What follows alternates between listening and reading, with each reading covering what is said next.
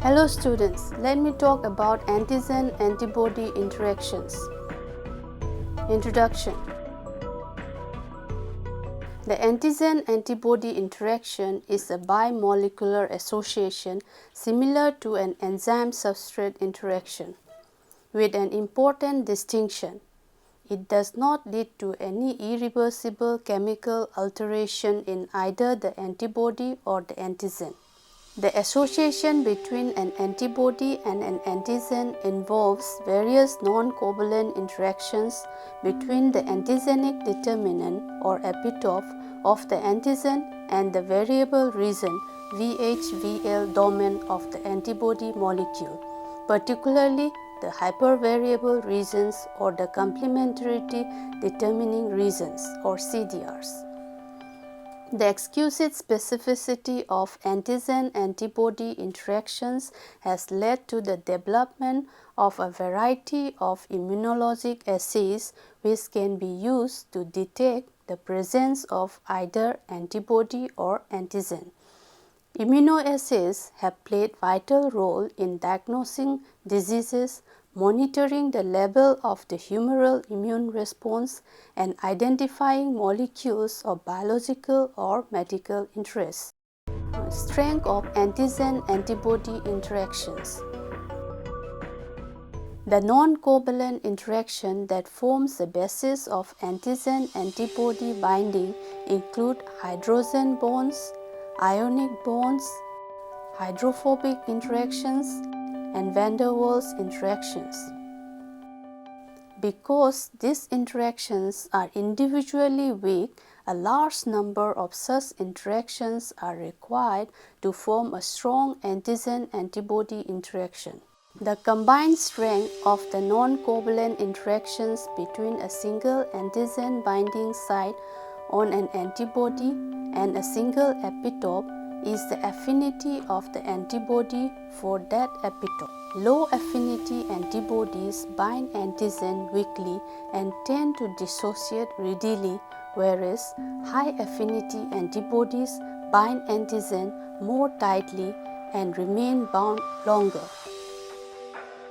The association between a binding site on an antibody with a monovalent antigen can be described by the equation where K1 is the forward association rate constant and K-1 is the reverse or dissociation rate constant. The ratio K1 by K-1 is the association constant Ka, a measure of affinity.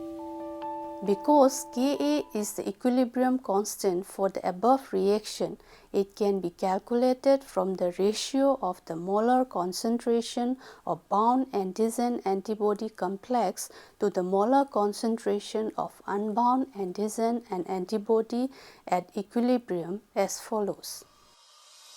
Ka equal to concentration of antibody-antigen complex divided by antibody concentration into antigen concentration. The value of Ka varies for different antigen-antibody complexes and depends upon both K1, which is expressed in units of liters per mole per second, and K-1, which is expressed in units of liters per second. For small haptens, the forward rate constant can be extremely high. In some cases, K1 can be as high as 4 into 10 raised to 8 liters per mole per second. For larger proteins antigens, however, K1 is smaller with values in the range of 10 raised to 5 liters per mole per second. The rate at which bound antigen leaves an antibody's binding site, that is, the dissociation rate constant K-1, plays a major role in determining the antibody's affinity for an antigen. For example, the K1 for the DNP L-lysine system is about 1/5 that for the fluorescence system, but its K-1 is 200 times greater. Consequently, The affinity of the anti-fluorescent antibody Ka for the fluorescent system is about 1000-fold higher than that of anti-DNP antibody. Low affinity antigen antibody complexes have Ka value between 10 raised to 4 and 10 raised to 5 liters per mole. High affinity complexes can have Ka values as high as 10 raised to 11 liters per mole. Avidity. The affinity at one binding site does not always reflect the true strength of the antibody-antigen interaction. When complex antigens containing multiple repeating antigenic determinants are mixed with antibodies containing multiple binding sites, the interaction of an antibody molecule with an antigen molecule at one site will increase the probability of reaction between those two molecules at the second site. The strength of such multiple interactions between a multivalent antibody and antigen is called the avidity. The avidity of an antibody is a better measure of its binding capacity with biological systems. For example, the reaction of an antibody with antigenic determinants on a virus or a bacterial cell, then the affinity of its individual binding sites. High avidity can compensate for low affinity. For example, secreted pentameric IgM often have a low affinity than IgG, but the high avidity of IgM resulted from its high valencies enable it to bind antigen effectively. Cross interactions. Although antigen-antibody interactions are highly specific, in some cases, antibody elicited by one antigen can cross-react with an unrelated antigen. Such cross-reactivity occurs if two different antigens share an identical or even similar epitope. In the latter case, the antibody's affinity for the cross-reacting epitope is usually less than that for the original epitope. Cross-reactivity is often observed among polysaccharide antigens that contain similar oligosaccharide residues. A number of viruses and bacteria have antigenic determinants identical or similar to normal host cell components. In some cases, these microbial antigens have been shown to elicit antibody that cross-react with the host cell components, resulting in tissue-damaging autoimmune reaction. The bacterium Streptococcus pyogenes, for example, expresses cell wall protein called M antigens. Antibodies produced to streptococcal M antigens have been shown to cross-react with several myocardial and skeletal muscle proteins and have been implicated in heart and kidney damage following streptococcal infections. Precipitation reactions. Antibody and soluble antigens interacting in aqueous solution form a lattice that eventually develops into a visible precipitate. Antibodies that aggregate soluble antigens are called precipitins. Although formation of the soluble antigen-antibody complex occurs within minutes, formation of the visible precipitate occurs more slowly and often takes a day or two to reach completion. Formation of antigen-antibody lattice depends on the valency of both the antibody and antigen. The antibody must be bivalent. A precipitate will not form with monovalent Fab fragments. The antigen must be either bivalent or polyvalent. That is, it must have at least two copies of the same epitope or have different epitopes that react with different antibodies present in the polyclonal antisera. Precipitation reaction in fluids yield a precipitin curve. A quantitative precipitation reaction can be performed by placing a constant amount of antibody in a series of tubes and adding increasing amount of antigens to the tubes. At one time, this method was used to measure the amount of antigen or antibody present in a sample of interest. After the precipitate forms, each tube is centrifuged to pellet the precipitate. The supernatant is poured out and the amount of precipitate is measured.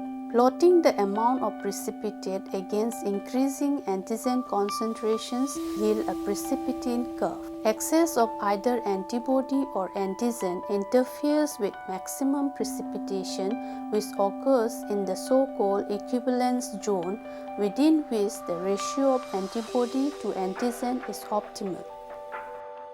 Precipitation reaction in gels yield visible precipitin lines. Immune precipitates can form not only in solution but also in an agar matrix.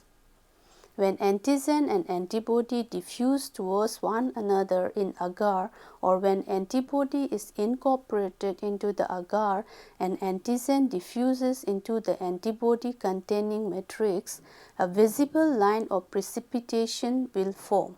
As in a precipitation reaction in fluid, visible precipitation occurs in the region of equivalence, whereas no visible precipitate forms in the region of antibody or antigen axis. Two types of immunodiffusion reactions can be used to determine relative concentration of antibody or antigens, to compare antigens, or to determine the relative purity of an antigen preparation.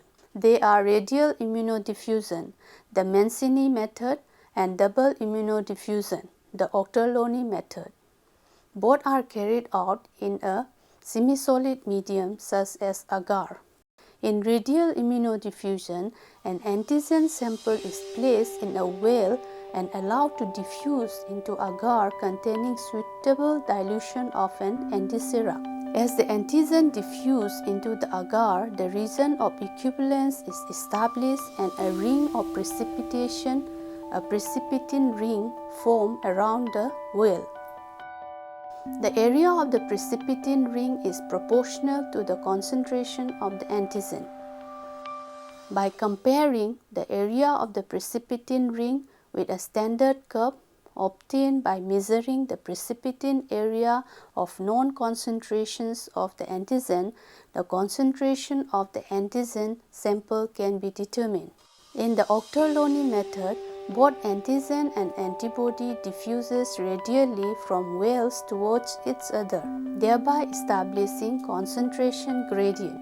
As equivalence is reached, a visible line of precipitation, a precipitin line, forms. Agglutination reactions. The interaction between antibody and a particular antigen results in visible clumping called agglutination. Antibodies that produce such reactions are called agglutinins. Agglutination reactions are similar in principle to precipitation reactions. They depend on the cross-linking of polyvalent antigens. Just as an excess of antibody inhibits precipitation reactions, such excess can also inhibit agglutination reactions. This inhibition is called the Prozon effect. Several mechanisms can cause the Prozon effect. First, at high antibody concentrations, the number of antibody binding sites may greatly exceed the number of epitopes. As a result, most antibodies bind antigen only univalently instead of multivalently. Antibodies that bind univalently cannot cross-link one antigen to another. Prozon effects are readily diagnosed by performing the assay at a variety of antibody or antigen concentrations. When one is using polyclonal antibodies, the Prozon effect can also occur for another reason. The antiserum may contain high concentrations of antibodies that bind to the antigen but do not induce agglutination. These antibodies, called incomplete antibodies, are often of the IgG class. At high concentrations of IgG, incomplete antibodies may occupy most of the antigenic sites, thus blocking access of IgM, which is a good agglutinin. The lack of agglutinating activity of an incomplete antibody may be due to restricted flexibility in the hinge region, making it difficult for the antibody to assume the required angle for optimum cross-linking of epitopes on two or more particulate antigens. Alternatively, the density of epitope distribution or the location of some epitopes in deep pockets of a particulate antigen may make it difficult for the antibodies specific for this epitope to agglutinate certain particulate antigens. When feasible, the solution to both of these problems is to try different antibodies that may react with other epitope of the antigen that do not present these limitations. Agglutination reactions are routinely performed to type red blood cells or RBCs. In typing for the ABO antigens, RBCs are mixed on a slide with antisera to the A or the B blood group antigens. If the antigen is present on the cells, they agglutinate, forming a visible clump on the slide. Determination of which antigens are present on the donor or recipient RBCs is the basis for matching blood type for transfusion. Many immunoassays have been developed on the basis of antigen-antibody interactions that have vast applications in research and medical diagnostics. Some of them are radioimmunoassay, a highly sensitive and quantitative procedure that utilizes radioactively labeled antigen or antibody. The enzyme-linked immunosorbent assay or ELISA that depends on an enzyme-substrate reaction that generates a colored or chemiluminescence reaction product. Western blotting. In Western blotting, a protein mixture is separated by electrophoresis. Then the protein bands are electrophoretically transferred into nitrocellulose papers and identified with labeled antibody. Fluorescent microscopy. It uses antibodies labeled with fluorescent molecule to visualize antigen on or within cells. Flow cytometry. It provides an unusually powerful technology for the quantitative analysis and sorting of cell population labeled with one or more fluorescent antibodies. Conclusion.